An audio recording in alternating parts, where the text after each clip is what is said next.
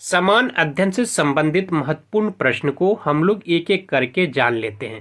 पहला प्रश्न है कि भारत में संविधान में मौलिक कर्तव्य किस संविधान संशोधन के द्वारा जोड़ा गया? किस संविधान संशोधन के द्वारा जोड़ा गया? तो वह 42वें संविधान संशोधन 1976 के द्वारा जोड़ा गया।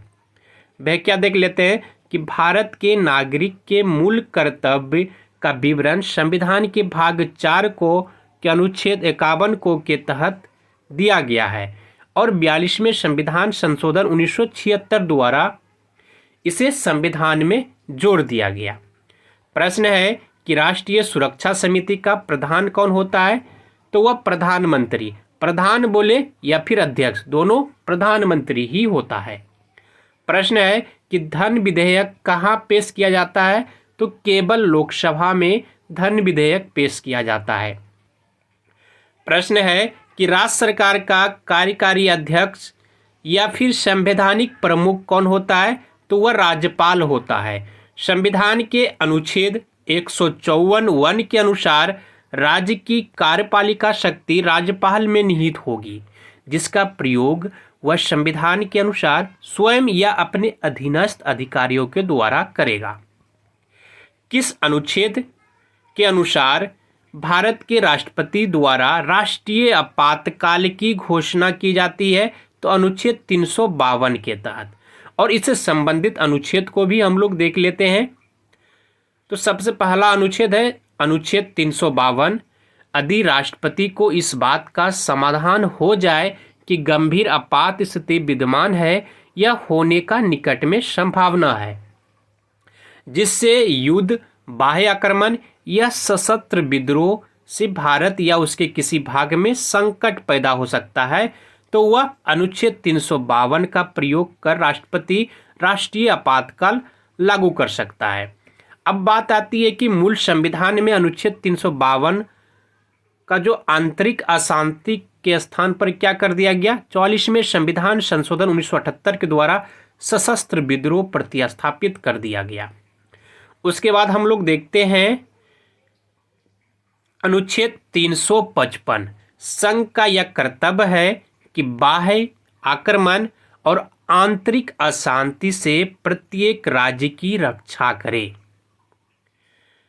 और अनुच्छेद 356, यदि राष्ट्रपति को किसी राज्य के राज्यपाल से प्रतिवेदन मिलने पर या अन्यथा यह समाधान हो जाता है कि संविधान के तहत उस राज्य का शासन नहीं चलाया जा सकता है, तो 356 अनुच्छेद के तहत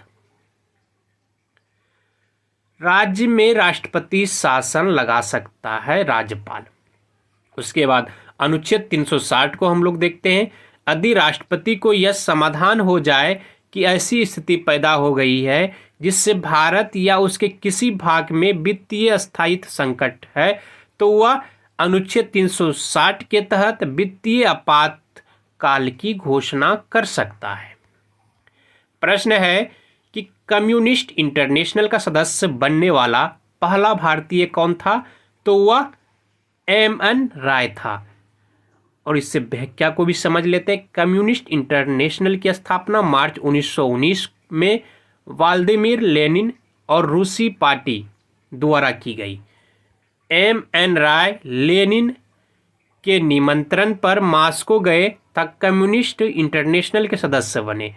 कम्युनिस्ट इंटरनेशनल के सदस्य बनने वाले वे पहले भारतीय थे। प्रश्न है कि जलियांवाला बाग नरसंहार किस गांधीवादी सत्याग्रह के संबंध में हुआ था? तो वह रॉलेट एक्ट सत्याग्रह के संबंध में हुआ था। और अखिल भारतीय राजनीति में गांधी जी का पहला साहसिक कदम रॉलेट एक्ट के विरुद्ध सत्याग्रह था। रॉलेट एक्ट मार्च 1919 में लागू किया गया था, जिसके विरुद्ध गांधी जी ने 6 अप्रैल 1919 को देशव्यापी हड़ताल का आयोजन कराया था। जलियांवाला बाग में 13 अप्रैल 1919 को शांतिपूर्ण जन सभा में लेफ्टिनेंट जनरल डायर ने नृशंस नरसंहार कराया था। प्रश्न है कि बंग भंग के बाद कौन सा आंदोलन हुआ था? तो वह स्वदेशी आंदोलन हुआ था बंग भंग के बाद।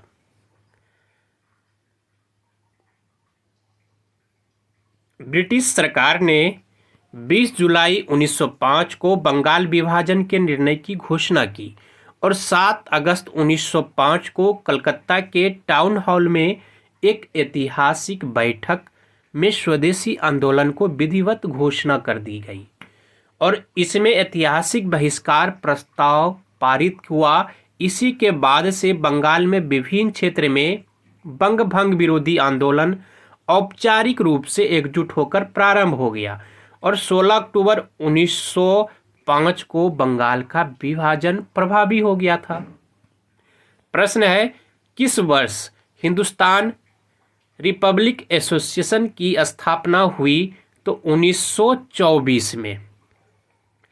देश में उचित ढंग से क्रांतिकारी आंदोलन का संचालन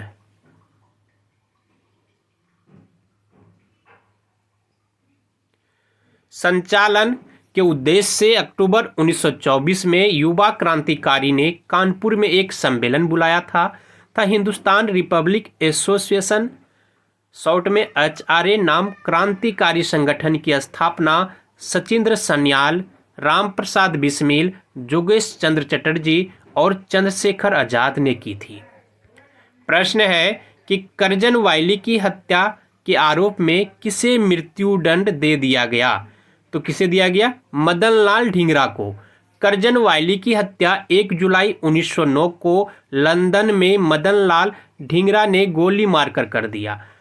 वायली भारत मंत्री के एक बॉडीगार्ड के रूप में नियुक्त थे और 17 अगस्त 1909 को मदन लाल ढींगरा को फांसी की सजा दे दी गई। प्रश्न है कि किस खनिज से रेडियम प्राप्त किया जा सकता है? तो पिच ब्लेंडे से। रेडियम रेडियो एक्टिव रासायनिक अवयव है, इसका प्रतीक Ra है और इसे यूरेनियम अयस्क पिच ब्लेंडे से प्राप्त किया जा सकता है। भारत में सेवा कर किस वर्ष प्रारंभ किया गया? तो 1994 से 95 में। सेवा कर एक अप्रत्यक्ष कर है, इसे चेलैया समिति की संस्तुति पर 1994 से 95 के वित्तीय वर्ष की अवधि में वित्त अधिनियम 1994 द्वारा लागू किया गया था। ये सेवा कर संघ सूची का विषय है। वर्ष 2003 में क्या किया गया? संविधान का संशोधन 92 द्वारा इसे संविधान के अनुच्छेद 268A में रखा गया, यानी इसे शामिल कर लिया गया और वर्तमान में यह भी GST में शामिल हो गया है। उसके बाद प्रश्न है कि सौर विकिरण निम्न में से किस प्रास में दिखता है? तो 400 से 700 nm में। उसके बाद प्रश्न है महासागर में ऊंची जल तरंगे कैसी आती है?